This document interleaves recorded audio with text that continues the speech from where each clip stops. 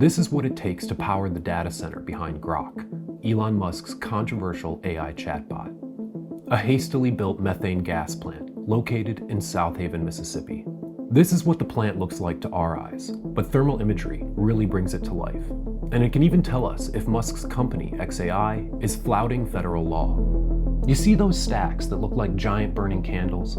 Those are gas-powered turbines, jet engines basically, and they emit a lot of greenhouse gases and other harmful pollutants linked to asthma, heart attacks, and even premature death. And the thing is, xAI doesn't have permits for any of these turbines. And yet our thermal drone footage clearly shows more than a dozen are operating anyway.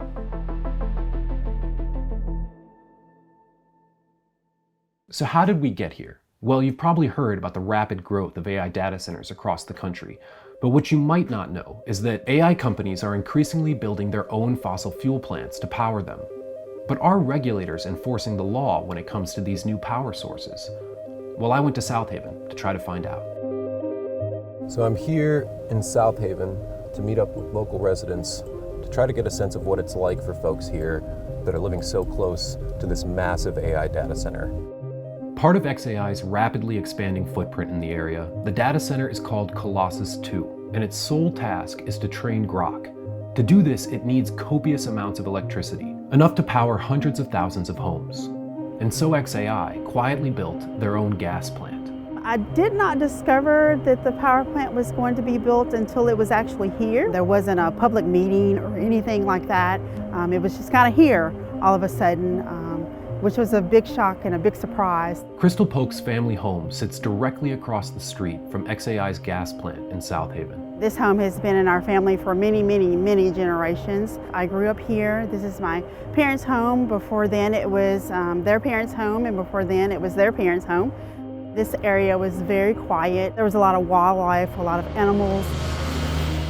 But now it's constant noise, night and day, very loud inside and outside the home. For months, residents like Crystal have been complaining about a ceaseless noise emanating from the plant that is largely hidden from public view. There is no escape for it. I mean, it's anytime you're outside, when I'm inside even, I hear this noise. Some locals, like Jason Haley, now carry noise readers to measure just how loud it gets. This is very loud. This is disruptive. This is going to affect a lot of people. Now, according to public records we got, Mississippi regulators told xAI they could run gas-powered turbines at the site without any permits because they were mounted on stationary tractor trailers. And that made them temporary, according to the agency, and exempted from their normal permitting process. So they can run these with no permits, no air quality, no testing, no nothing. But here's the thing about that. It's completely at odds with long-standing EPA rules. Those rules don't distinguish between permanent or temporary turbines. They say that turbines like these, whether they are on tractor trailers or not, need to get permits before they can be turned on. And that is why I decided to bring a thermal drone to Southaven. The reason I brought along a thermal drone is that I'm interested in understanding just how many of these turbines are running at any given moment.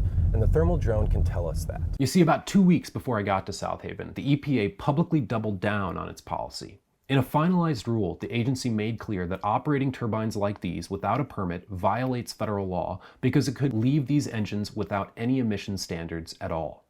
And I wanted to know if Musk's company was ignoring the EPA and running the turbines anyway. If any of these turbines are running right now, it means that they're doing so in violation of the EPA standards that have been recently updated. I flew the thermal drone from Crystal's backyard.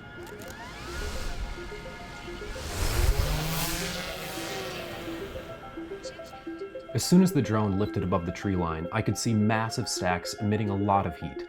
It seemed that more than a dozen of the 27 turbines were running. That's a lot of pollution. They get to play by a different set of rules. But we needed to know exactly what these images showed, so we sent them to several leading experts. When you're talking about these turbines, think of the jet engine. Including Bruce Buckheit, a former EPA Air Enforcement Director who served under multiple Republican administrations.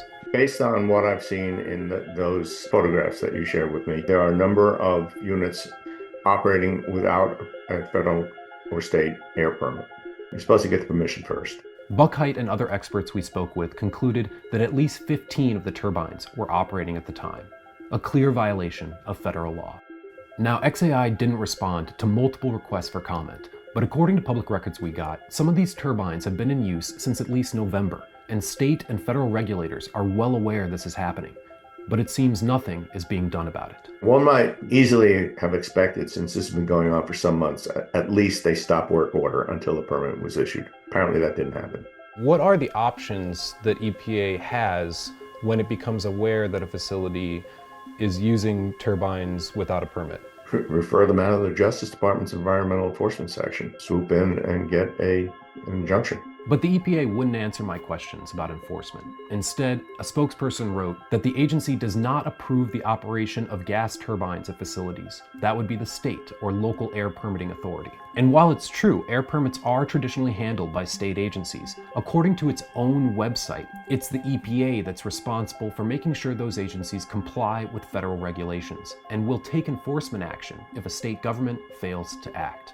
We genuinely just don't understand how they're still allowed to run their turbines right now when it was made clear recently that they're not supposed to be allowed to per the EPA.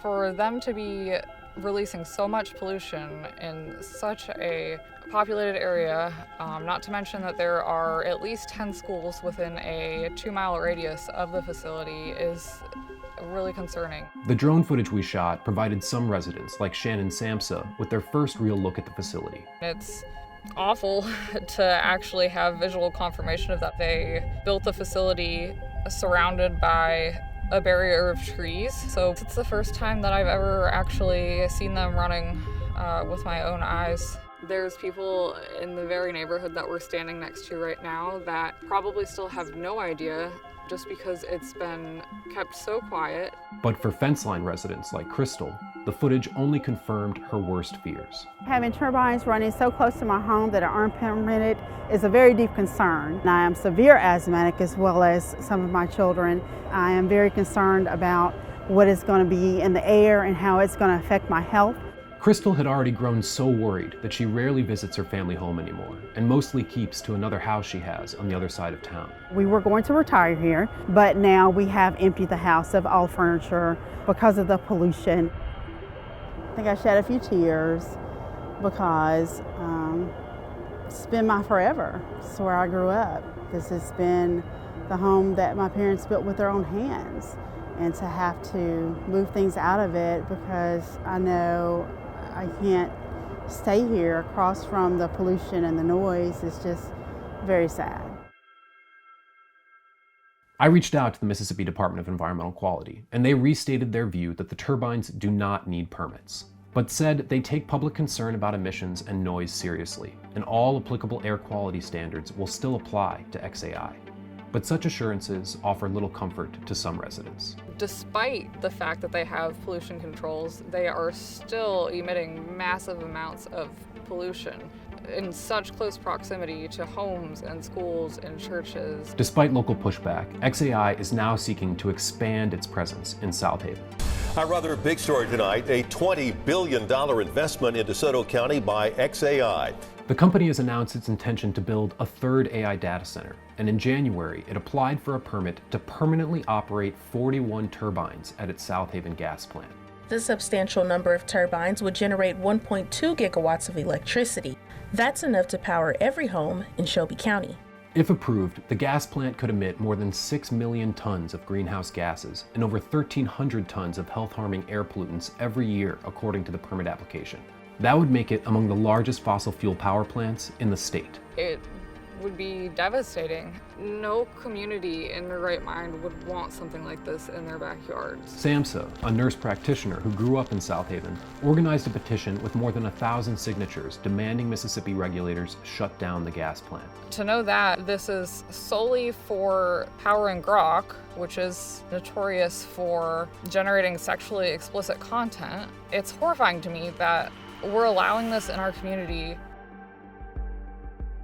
Shannon had hoped to raise a family in Southaven, but the presence of XAI's gas plant has forced her and her husband to reconsider. I don't want my children to be growing up around such massive amounts of air pollution. This should not be happening in our community. We deserve better than this, Shortly after we published the thermal drone images, attorneys at the NAACP and Southern Environmental Law Center filed an intent to sue XAI over its Southaven turbines. The existing 27 turbines that XAI is operating are illegal, and that we intend to ask a court to do something about that. And in February, Mississippi regulators hosted the first and only public hearing in Southaven to discuss XAI's permit application. New tonight, people in Southaven are making it clear they do not want an XAI power plant near their homes. Hundreds packed the room, and one by one, residents voiced their concerns about the project. My husband's asthma and COPD-type symptoms and coughs have significantly increased. These decisions were not made publicly or with any input from the people who live here and breathe the air. Throughout the nearly 3-hour hearing, no one from the public spoke in favor of the project. I'm against the permit for the MZX tech facility because it's harmful to the environment that I'm growing up in. The application is now in the hands of the State Permitting Board, which is expected to make a final ruling this spring. And how things play out will be closely watched, not just in Southaven, but across the country. Because despite lofty sustainability goals put forward by industry leaders, data centers across the US are increasingly turning to fossil fuels to power the AI boom using custom-built gas plants like the one here in Southaven. And if Musk and XAI never face any consequences for using unpermitted turbines to power their chatbots, some fear other AI companies will surely take note and deploy the same strategy elsewhere, making stories like Crystal's more and more common as the AI build-out spreads nationwide. We are a casualty of the whole data center race. I really feel invisible as a person right now, that my voice doesn't matter. Some years in the future, they will look back and see that that should not have been done, and by then it will be too late for us that were here in the beginning.